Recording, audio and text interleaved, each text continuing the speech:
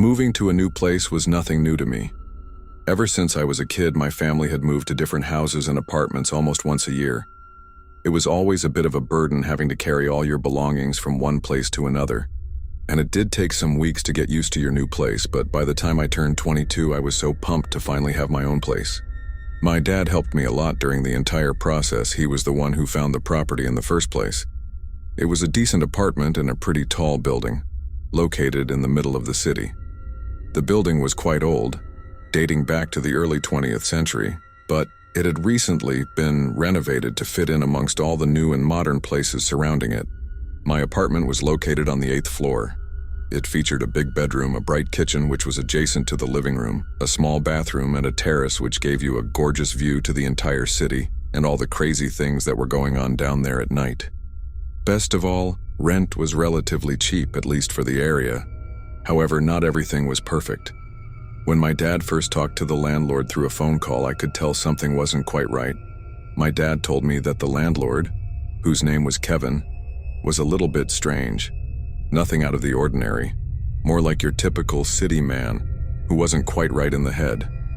Still, Kevin had made the whole process really easy, so I didn't think too much about it. Then came the day where I finally moved in. My dad and I walked into the building and quickly noticed that most of the walls were in a poor state and that some of the lights were flickering. The elevator had clearly not been renovated, as it looked over a century old. But perhaps most weird of all, the button in the elevator that marked the 8th floor was completely torn apart. The only way we could tell it was actually number 8 is because it was between 7 and 9. My dad helped me put all the boxes inside the apartment, which was actually a lot nicer than I was expecting. And I got the chance to finally meet Kevin in person while I signed all the boring papers you had to read through. He had really bright and wide-open, icy blue eyes. His eye contact was piercing, and combined with his off-putting smile, I felt a little bit uncomfortable. Despite that, Kevin was really kind and professional, and explained everything that I needed to know about the place. Once my dad was done with the boxes, he briefly shook his hand before leaving and going back home. Kevin carried on explaining everything for another half hour or so, and I was starting to get kinda bored. Eventually he was done, and handed me the keys. And that was that. I locked the door as he left and started opening the boxes to organize everything. It didn't take me too long. I was more or less done after an hour, and I crashed on the couch to watch some TV. For some reason, I felt very tired even though it was only 8 p.m. I hardly had any energy to get up, so I decided to take a little nap. Except, it wasn't a little nap. I woke up hours later. I checked my phone and it marked 5 a.m. I was confused and felt a strange sensation inside of me. I got up to drink some water and saw that I had 5 unread messages from Kevin. I opened them and saw that they were all sent separately and at very different hours. The first one was just a welcoming message, sent just a bit after he left, where he thanked me for everything and wished me a good stay. The second message was sent an hour later and warned me about a possible problem with the kitchen sink. So far, it didn't feel like I had anything to really worry about, but the following 3 messages made my skin crawl. About 2 hours later, he told me to avoid going to the 15th floor no matter what, and 13 minutes later he added that it'd be a good idea if I avoided any of the other floors as well. Now I felt really confused, wondering if I was actually awake or if it was just a weird dream. His final message was sent only 7 minutes after the previous one. In this last one, he explicitly said that the 15th floor was presumably haunted. I didn't know what to make of his texts. Part of me felt that he was just a superstitious lunatic, but another part of me began to wonder if this place was actually haunted or not. Nothing else worth noting happened during the next couple of days. I had forgotten about the whole situation until one morning I heard a knock at my door.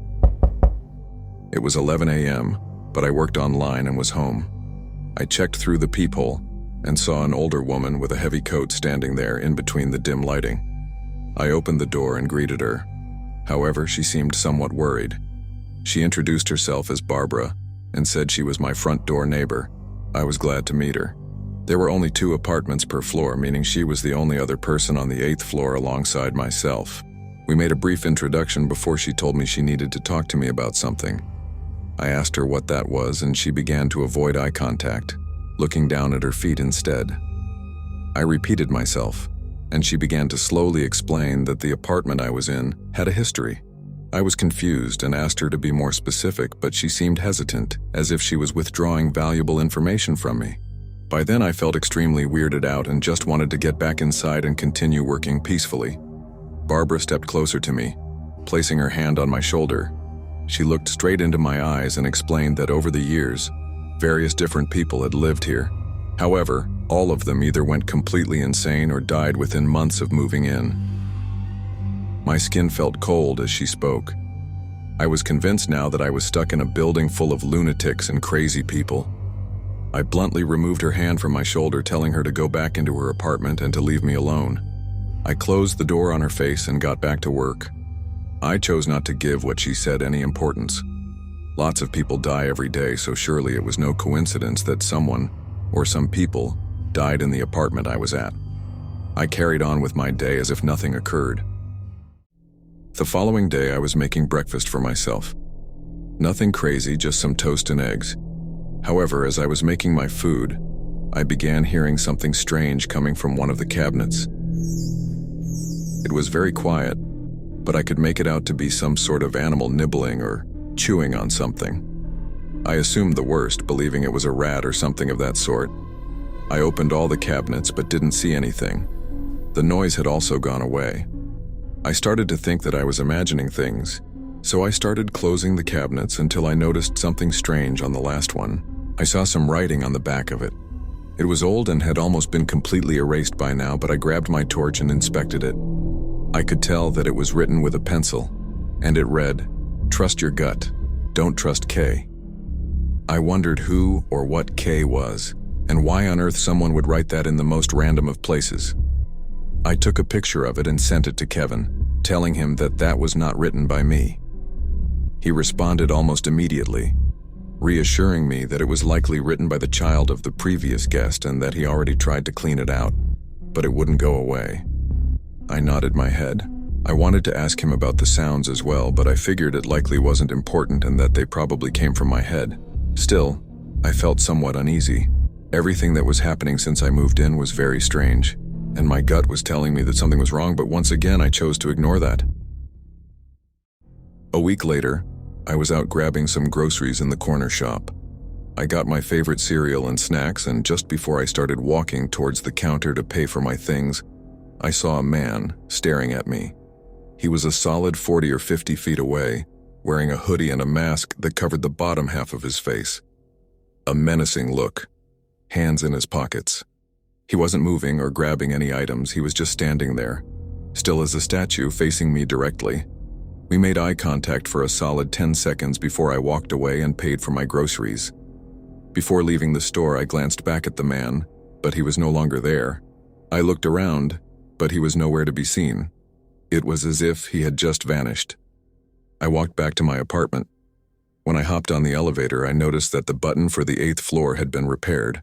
I found it quite funny and ironic. How many years had it been broken for before they repaired it the month I moved in? When the elevator arrived at my floor, I got my keys to unlock my door, but before I could get inside, a strange but very subtle noise behind me caught my attention. I turned around. It was coming from Barbara's apartment. I walked over to her front door and heard what seemed like someone groaning. I inched closer and pressed my ear by her door. Now I could vividly tell it was the noise of an older man. It sounded like he had been hurt, but I couldn't tell for certain. Maybe it was her husband? A guest? Then, I heard some footsteps from the inside walking closer to me. I jumped and ran inside my apartment, quickly locking the door, not wanting to look like a creep by standing there listening in to whatever was going on. I woke up at 4 a.m. to a very aggressive knock at my front door. To say I was startled would put it lightly. I was exhausted but managed to get up, clear my hair, and look through the peephole to see who could possibly be knocking this late at night. It was Kevin. He was fidgeting a lot. It felt like he was anxiously waiting for me to open the door. However, my gut told me something wasn't right. I yelled, "Who is it?" Kevin tried to reassure me and told me that he needed to get inside to check something very quickly. Obviously, alarms started going off in my head What could he need to see so urgently at this time? I asked if he could come by later, but insisted that it was really important for him to check it immediately. Going against my gut, I unlocked the door and let him in. Kevin vaulted inside as if he lived here. I yelled at him, but he was so determined to find or see something that he completely ignored me. I followed him to see what all this was about. I saw him open the cabinet where I found that weird writing. He was doing something inside the cabinet, but I was so tired that I could barely make out what was going on. Not a minute later, he turns around, smiles at me, and tells me it's all done. I asked him what he did, but he dismissed me, claiming he was just fixing a broken cable in there. I didn't think much else about it. He left, and I got back to bed. When I woke up that next morning, a part of me thought the entire thing had been a bad dream. I walked over to that cabinet. To my surprise, there was no cable. There was nothing but some snacks I stored in there. However, most surprisingly, there was no writing anymore. Whatever that message said, it was gone, as if he had finally cleaned it off. I got my torch to make sure. It wasn't there anymore. It was a cozy night. I had just finished all my work and decided to order some Chinese. Whilst waiting, I went over to the terrace to breathe some fresh air. The views were great. I could see everything going on down there. Then, I heard a knock at my door. It must be the delivery. I opened the door and saw the delivery man with my food. However, he had a puzzling look on his face, as if he was very confused. It took me a second to notice, but then I saw the door to Barbara's apartment was wide open. All the lights were off. The delivery man told me he thought that was my place and that he walked inside yelling for me but saw no one. I couldn't understand what he was saying. I told him that an older woman lived there, but that only made him more confused. He handed me my food and got out of there immediately. I placed the food on the floor and decided to walk over to Barbara's apartment. I yelled for her, expecting her to come outside and say something, but she didn't. I walked inside and tried to turn the light on, but it didn't work. By now I feared the worst. I grabbed my torch and walked over to her living room. There was no one. I went to her bedroom. Again, no one. Same as in her bathroom. I walked over to the terrace, but she wasn't there either. I was hoping that maybe she went for a walk and forgot to close her front door. Puzzled by whatever was going on, I wrote her a note and left it in her entrance. It read something along the lines of, "Hey Barbara, I saw you left your front door open. I closed it for you to make sure no homeless man or thief gets inside." I carried on with my night as if nothing had happened. The next morning I heard another knock at my door. I looked through the peephole and was relieved to see Barbara. She thanked me for closing her door the previous night. I reassured her that it was not a problem, and she explained that she suffered from dementia and sometimes forgot to do basic things such as that. However, something didn't quite click. Barbara looked no older than 35, so instantly I found it absurd that she would be suffering from dementia. I asked her about her husband, who I thought I could hear groaning some days back. To my surprise, she told me she didn't have a husband and that she lived alone. I was shocked. I swore I heard a man in there, but I didn't insist. We talked for a bit more before she left back to her place. I woke up in the middle of the night to a very cold sensation. I was laying in bed wrapped inside my blanket like a burrito. Just then, I began hearing sounds outside my bedroom. It sounded like someone was running around from one corner to the other. The hairs on my neck stood up. I was horrified at the thought of someone being inside my apartment. Then I heard the sounds again. They wouldn't stop. They wouldn't leave me alone. I'm by no means a small or weak man, but the horror I felt on that occasion is indescribable. Still, I earned the courage to get up from my bed and investigate whoever or whatever was running around inside my home. I grabbed one of the lamps in my room as a makeshift weapon in case there was an intruder. The sounds were louder and louder as I approached the doorknob, sweat dropping from my forehead. Fearing the worst, I quickly turned the doorknob and swung the lamp at whoever was outside. There was no one. Everything was silent. I investigated every corner of my apartment, but no one was there. It must have been inside my head. No, it couldn't be, right? I was getting absolutely fed up of this place. I felt like I was going insane. like I was imagining things. I've never even thought of myself as a mentally ill individual, but being here, this place, it was doing things to me. I was out for a walk. It was a gray morning, but being outside that place felt so refreshing. I felt like I was losing my mind. I called my dad and updated him on everything that had happened since I moved in. He sounded seriously concerned and suggested that I would move back with him and that we could find somewhere else. In hindsight, I should have definitely listened to him, but my cheap ass had already paid the rent for that month, and I figured that a few more weeks in that place couldn't be so bad. My dad insisted on coming here with me, so at least I could be put at ease. I told him I was fine and that I could handle it for a little bit longer. He insisted, but the last person I would want to put in danger was him. I walked back home after a while. As I entered the building, I realized that I had never actually met any of the other neighbors in here. The only person I had ever seen was Barbara, and of course Kevin, but he was just the landlord. I felt my body shiver. There were 15 floors in this building with 2 apartments each. That's at least 30 apartments, and yet I had never seen anybody else. Not in the elevator, not in the entrance, not in the public backyard, nowhere. That's when curiosity took the better of me. As I jumped onto the elevator, I pressed the button for the 15th floor. I remembered vividly what Kevin had told me about it, but I wasn't going to let this place eat me alive without first figuring out what on earth was going on. The elevator briefly shook before it headed for the final floor. For some reason, it was going at a much slower rate than usual, as if it was giving me time to think about my choice. It didn't matter. I was determined to see what was happening in here. By the time the elevator was somewhere between the 9th and 10th floor, the light started to dim. I grew anxious. I noticed the wallpaper on the elevator was practically falling off. It was so filthy. And worst of all, it was getting slower and slower as we elevated towards the final floor, the 15th floor. And then, we got there. The elevator door took a solid 3 or 4 seconds before it opened, revealing a dimly lit and very narrow hallway. The walls were painted red for some reason. There were only 2 properties, as expected. The one to my right was half opened, revealing a very dark apartment inside. The other one was better taken care of, as if someone was still living there. I knocked on the door and waited for a response, but no one answered. I tried ringing the bell, but it fell off. I sighed. The conditions in here were a joke. I thought this place had been renovated, but at times it felt like no one had lived here in decades. I turned around and decided to investigate the apartment that was already half opened. I tried to turn the lights on, but to no one's surprise, they didn't work. I grabbed my torch and entered. I could hear drips from the sink in the kitchen.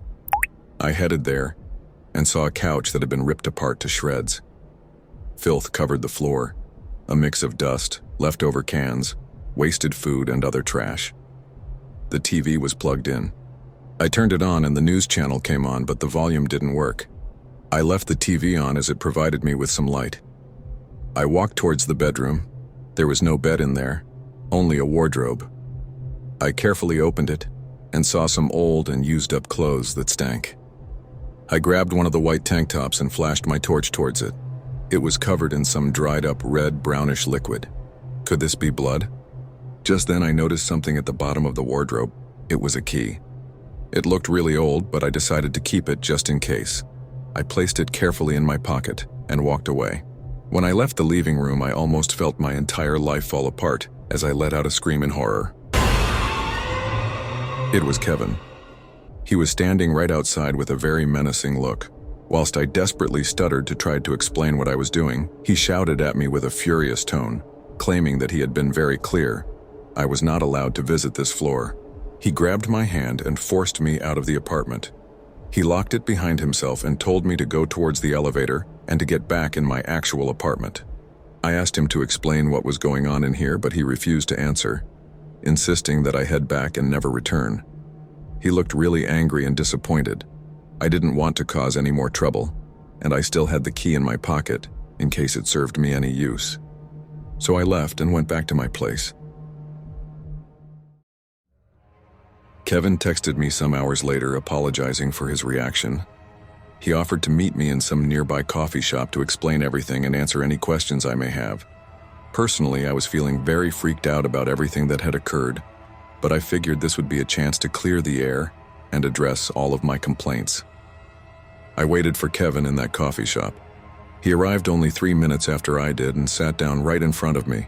He looked worried, not as if something bad was going to happen, but as if it had already happened. I began demanding explanations about everything. The noises, the 15th floor, Barbara. I bombarded Kevin with questions. He looked concerned and asked me to let him carefully explain everything little by little. He confessed that the actual building hadn't really been renovated, just a few apartments inside of it, including the one I was currently living in. I could tell Kevin was feeling very uneasy revealing this information, as he was very evidently avoiding eye contact, something very unlike him. Kevin explained that the building used to be a hotel, around 75 years ago, but saw an alarmingly high level of crime. Mafias, traffickers, all sorts of evil people rented rooms to carry out their sick desires. Eventually, the hotel was shut down, and it was replaced with a mental institution for the elderly. However, after some years, that was shut down as well, for reasons that he's apparently not aware of. And I felt my skin crawl, as all of this was being revealed to me. Eventually, the building was abandoned before some company bought it and inverted some money in it so it could be of use again. Kevin bought one of the apartments and lived there for a while. However, after only some months, he couldn't take it anymore and decided to rent it out for others to live there instead. I asked why that was, but he couldn't give me a straight answer. That's when I could tell that he was keeping key information away from me. I pushed for answers, but he danced around every question. Eventually, I brought up Barbara again, and that's when he asked me who that was. I was confused and explained that it was the lady who lived right in front of me. Kevin froze.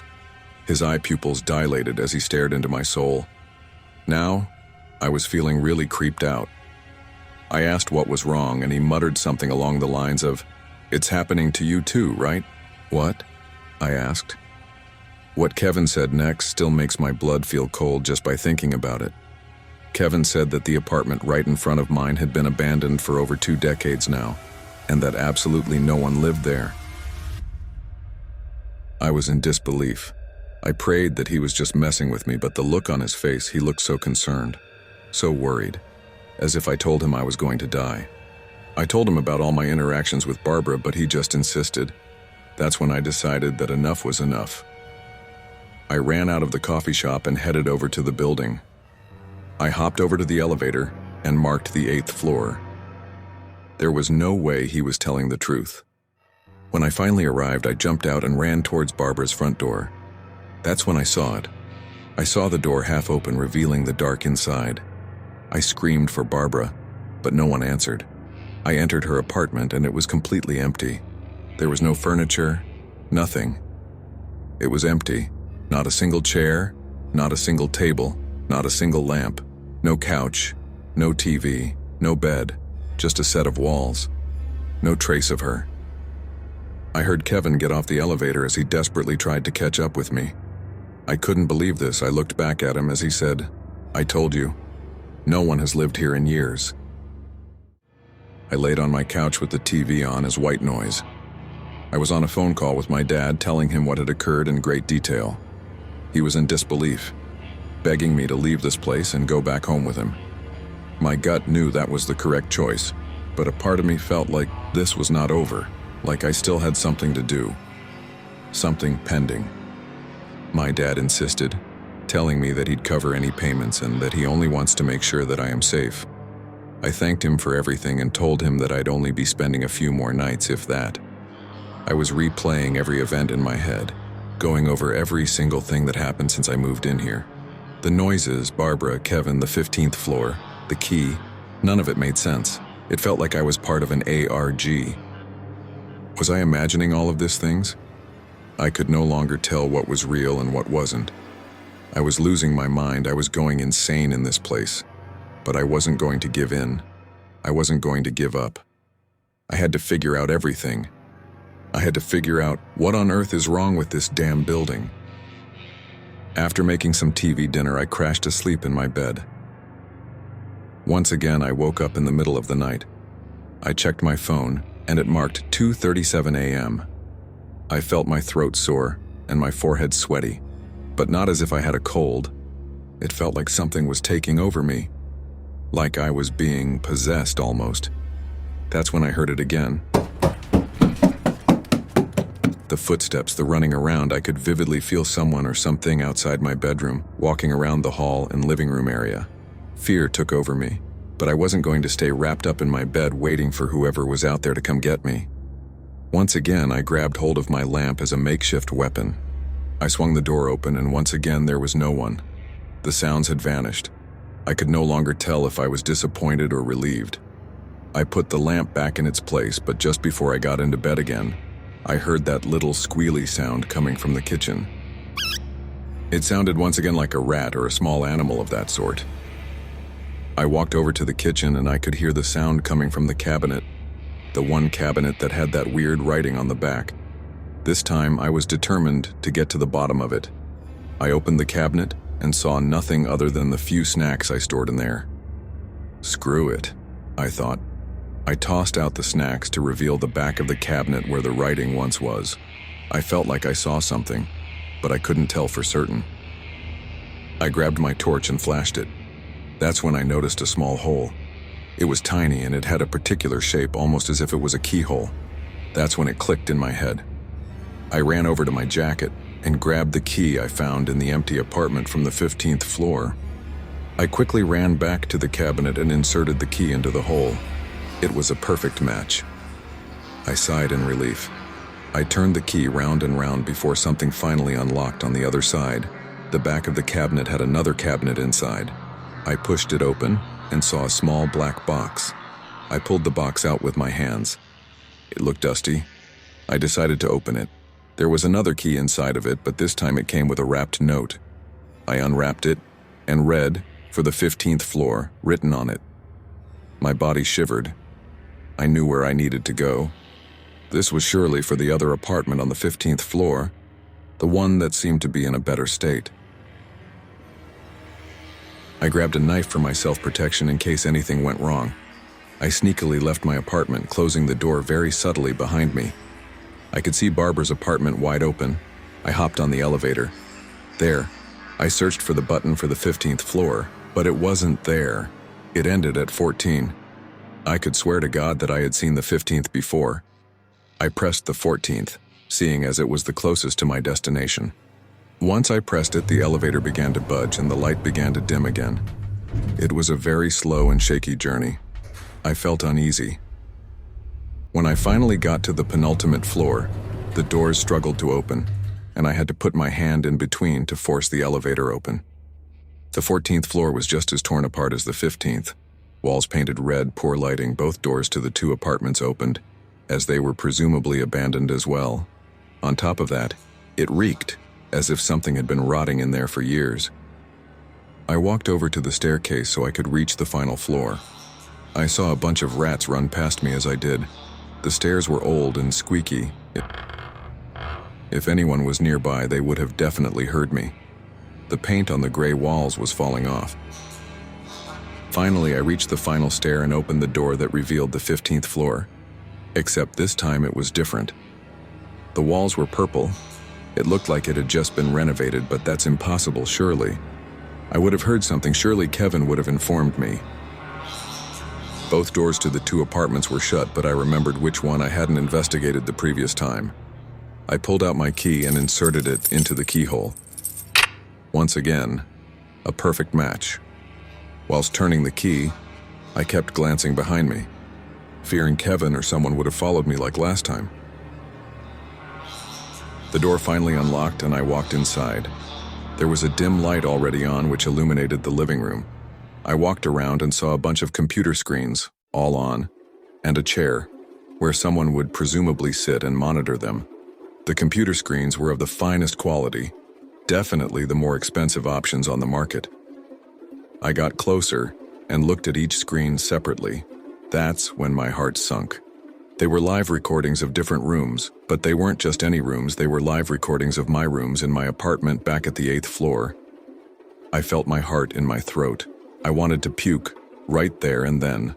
I could see my bed, my decorations, my TV still on, my kitchen. Someone had been watching me all of this time, like I was a lab rat. I felt sick to my stomach. On the table, I saw a notebook with notes. There were details about me, my routine, what I did on different days. This was sick. This was absolutely sick. I turned around, relieved to see no one was behind me. A foul smell then hit me. It was like no other. I'm talking the most repugnant and nastiest stench ever. I walked over to the kitchen where it was coming from. It was some sort of massive freezer, big enough to fit a shark. It was wide shut, but I kept forcing it with all of my strength to get it open. I pushed and pushed until I finally revealed the insides. And that's when I felt my skin boil as the most horrible vision and smell hit me in the face like a truck. I let out a scream of pure horror. There were a bunch of dead human bodies in there, rotting. Some of them had turned to skeletons, whilst others were still fresh in the flesh. But worst of all, I could make out the facial features on one of them. It was Barbara, the woman who lived in front of me. I could tell it was her. She did exist, she was real after all. She wasn't a part of my imagination. She existed, and she was just laying there, dead, as her corpse was rotting away before my eyes. I felt dizzy and struggled to stand straight. I couldn't believe what I was seeing. I was next. That's why I was being monitored. I was going to be the next dead body in that freezer. I gained composure of myself, and with the knife still in my hand, I quickly began to run out of the room. My heart was beating faster than ever, fearing that I would see Kevin at any moment whilst I tried to leave the building. I could practically feel it coming out of my chest. I didn't bother closing nor locking the door behind me. I quickly walked down the staircase to get into the elevator. Just when I pressed the button for the elevator to open, I could hear footsteps running towards me. I instantly feared the worst. The door was stuck, and the footsteps were inching closer and closer towards me. I could feel my life flash before my eyes, but I didn't even glance back once to see who or what was running after me. I used all the remaining strength within me to get the elevator open, and to then close it behind me. And then the footsteps ended. I was safe right then, on my own in the elevator. I pressed the button for the ground floor immediately, not giving myself any time to celebrate. The elevator budged, and then the light turned red as it began speeding rapidly towards the ground floor. My body was shaking. I could hardly keep hold of the knife in my hand. But I was determined to make it out of here, out of this hellhole. Then the elevator bumped into the ground floor. I jumped, almost hitting my head with the ceiling. I pushed the door open and ran as fast as a cheetah in the wild towards the main entrance of the building. I could hear the footsteps again. They were running towards me. They were getting closer and closer as the seconds passed. I was dangling the key, losing composure, and failing to insert it into the keyhole. The footsteps became louder and louder, maybe just one floor away from me. I finally inserted the key and turned it just as I could feel the footsteps an inch away from my back. I pushed the door open and ran towards the busy main street like my life depended on it. The footsteps stopped. Once I got 100 feet away from the building, I turned back. There was no one chasing me anymore. I was safe. I made it out.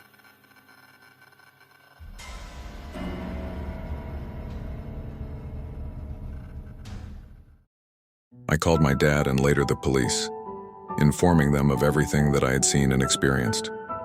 The police investigated every single apartment and every single room in that building, but ultimately found nothing. Not a trace of anything other than random garbage and rats. I told them to check the 15th floor, but they confirmed it was just empty, like all the others. I gave them the details of my landlord, Kevin, but they later revealed to me that Kevin was indeed a fake identity.